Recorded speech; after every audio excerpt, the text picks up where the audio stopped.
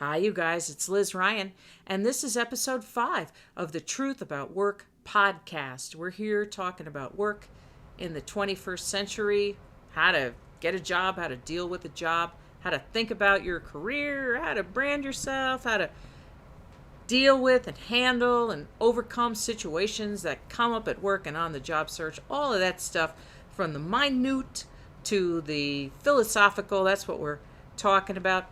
I'm Liz Ryan. I'm CEO and founder of Human Workplace, which is a publishing firm and a global movement to reinvent work for people, to bring the life and spark and art and joy of life into work where it's always belonged, but sometimes have a hard time shoehorning itself in there. We call out practices that need to disappear, hiring and leadership, so-called leadership practices, and we celebrate, what's possible when work is just softened enough to be human and warm and inviting as it should be. And by the way, for the corporate folks listening to this and saying, I don't know if that would ever fly in my organization, I hear you, because I fought that fight for a long time, did a lot of internal selling and evangelizing. But here's the thing, the more human work is, the better it is for everybody. Customers, shareholders, it's more profitable.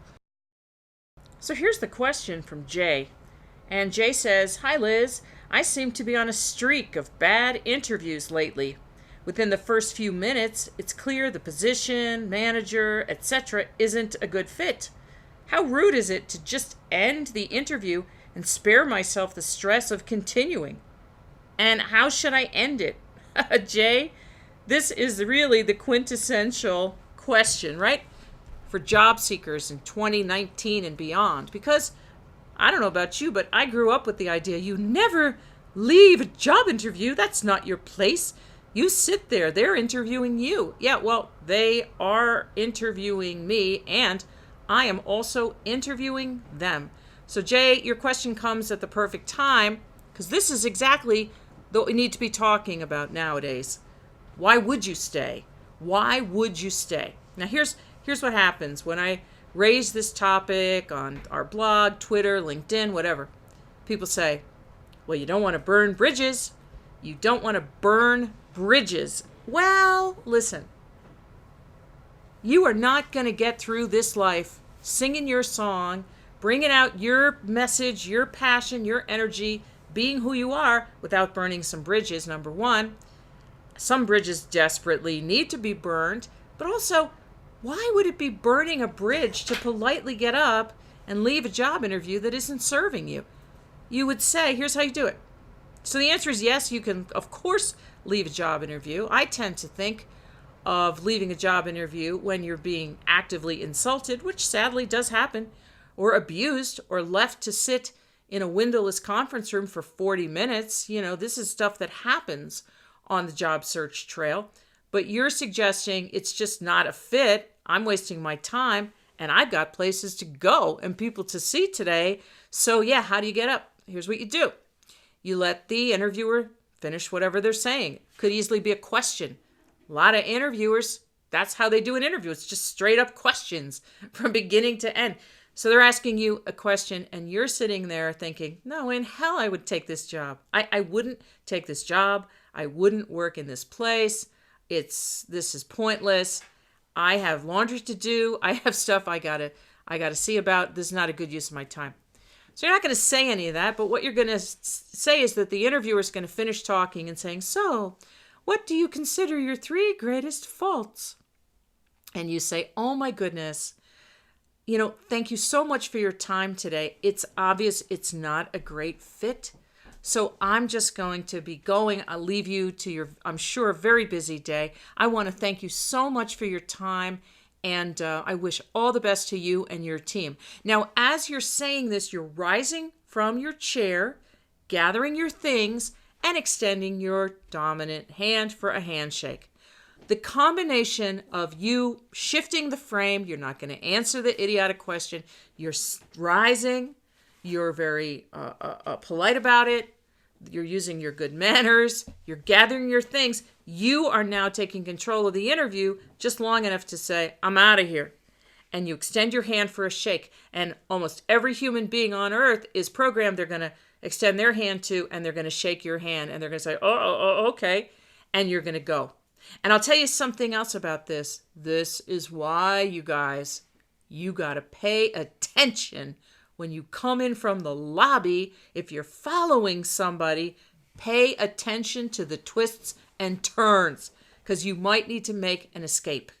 Literally, pay attention where they take you. Don't just get chit-chat. Your directions were great and blah, blah, blah. What a beautiful sunny day it is. Pay attention. A left and a right and a left. You think I'm kidding? I'm not kidding. Because if you come out of that conference room and you're lost in a sea of cubes and you don't know where you're going, now you have to go up to somebody and say, how do I get out of the building? Which is kind of weird, right?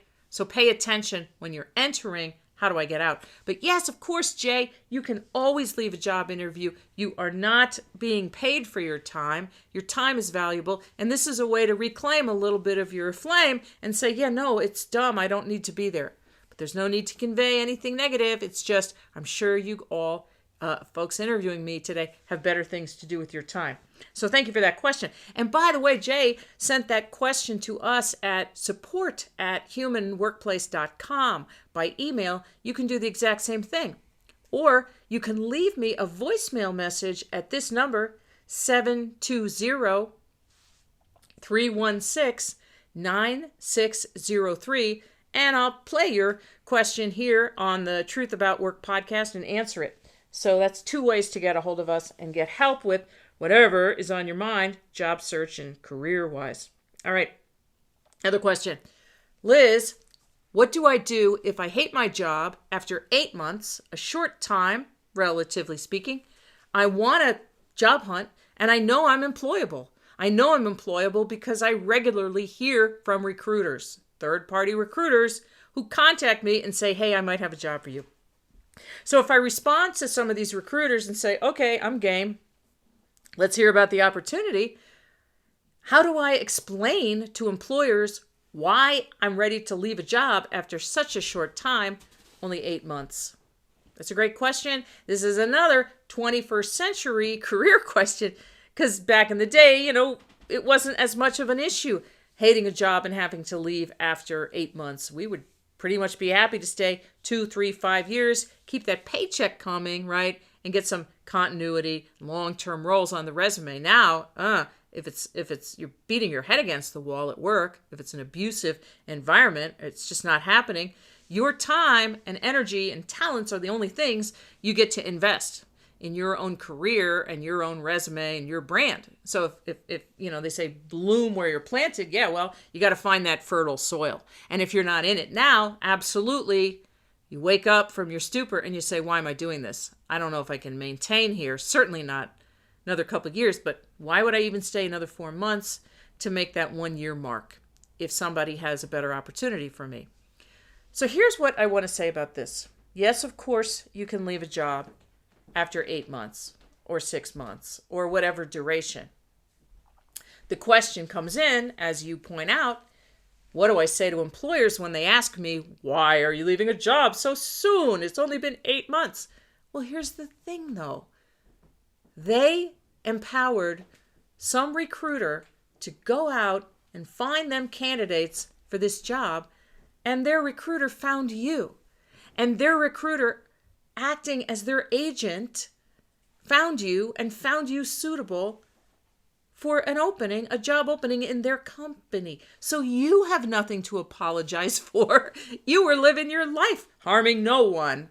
And they came out of the ether and contacted you. And that is the mindset I want you guys to carry with you into your job search. When somebody invites you for an interview, you have already passed that test. Now, it's very easy sitting there in the interview room to feel like a kid again and feel like you're in an oral exam and you have to have the right answer. So when the interviewer says, well, you've only been at your job for 8 months. Why are you thinking about leaving so soon? I don't want you to go into apologetic mode and have to dance and prance around the fact it's an abusive environment or your boss is clueless or whatever. That's none of their business. It's not even relevant. The point is that the company had an opening. They designated, deputized a recruiter to act on their behalf. Recruiter found you. Recruiter sent the resume to them. They liked your resume enough to bring you in, knowing it's playing out on the front of the resume that you've been in your job 8 months. Why are you asking me? Understand?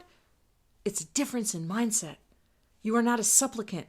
You're not crawling to the foot of the throne, right? So a breezy, non-defensive way to answer that question. Well, I see you've only been in your job for 8 months. Why? Such a short duration is, I don't know that I would have been job hunting, but for the fact that your recruiter contacted me, this opportunity sounded like something I wouldn't want to pass up. And I'll tell you what, you've got a great recruiter there, a really good salesman, because he got me here.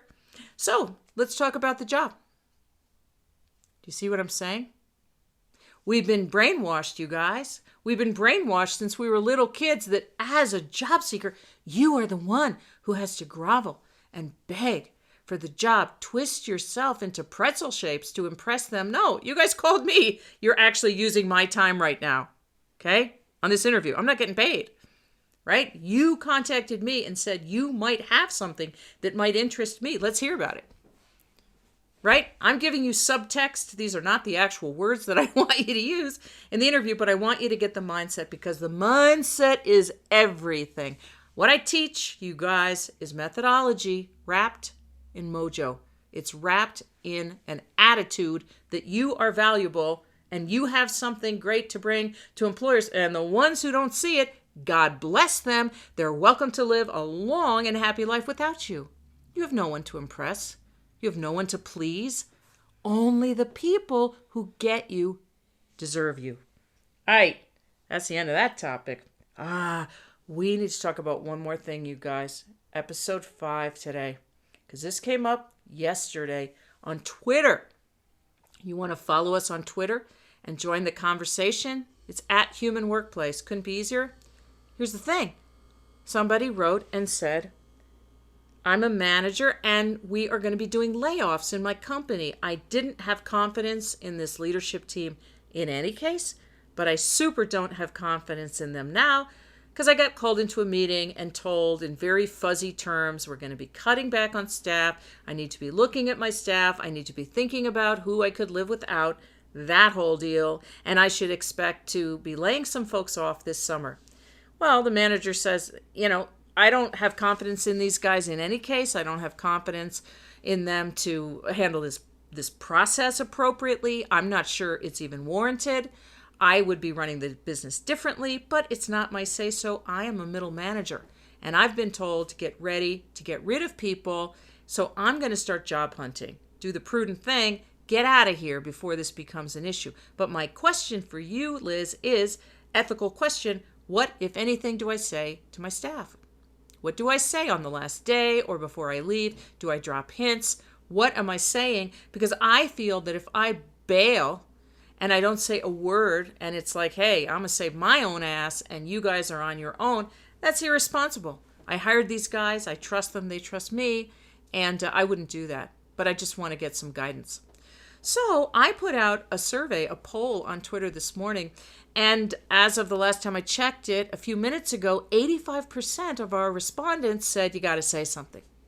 And this is fascinating because the whole mantra has been for managers that, managers have been promoted because they can put the company's interests ahead of their own or the interests of other people, most specifically including employees, of course. There was just an article in some anchor somewhere, somebody sent me vile, just gross, some article about when you're a manager, it's the tug of war between the company and the employees is that, the company wins.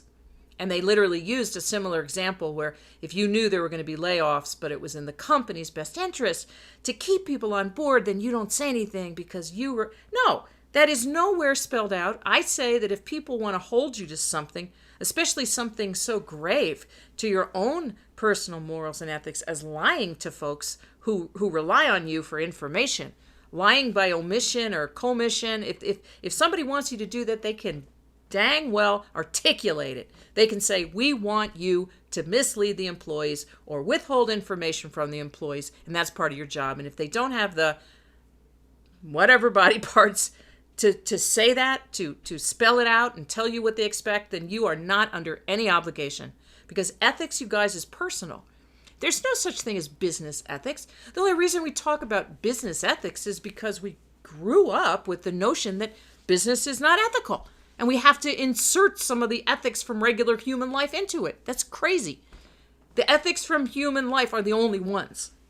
They're the only ones. We don't make excuses. Well, it's just business. No. Okay? It's your ethics. You carry that around with you. And nobody has the power to tell you to do something unethical if you don't want to, right? And that's why this manager is getting ready to leave. But we're still left with the question, should you say something? I think you should definitely say something. I don't think you should say, hey, you guys, I'm not supposed to tell you this, but we're going to be having layoffs, so you might want to get your resume out there. But I think you say, they're going to ask, why are you leaving? Because you're going to give notice when you get ready to leave the job. And you say, you know what? It's just the right thing for me. And several people are going to make time with you. They're going to come in your office one-on-one, sit down and say, hey, Rebecca, Charlie, whatever, not that it's any of my business, but you were gung-ho and we were doing all this stuff and now you're leaving. Like, is there anything I should know? And you're going to say, hey, use your good judgment, man. My sister. I feel like the direction the company's going, it's best for me to hit the road, and you got to do what you feel is best, but I am at your service to help you with any career plans that you have, whether they're here or somewhere else. Hint, hint. Right? I think you have to feel good when your head hits the pillow at night. That's the thing. And if somebody says, are you saying, maybe I should job hunt? And you say, I think everybody should be out there. They should be aware of what's happening in the talent market. I'd be so happy to help you with your resume if that'd be useful. Right? You're not paid enough. Nobody is paid enough to just drop their ethical standards. That's not in any job description, nor could it ever be. And we have to tell the truth about that. So anyway, you guys, keep growing your flame. I'm Liz Ryan. This is the Truth About Work podcast. Have an awesome day.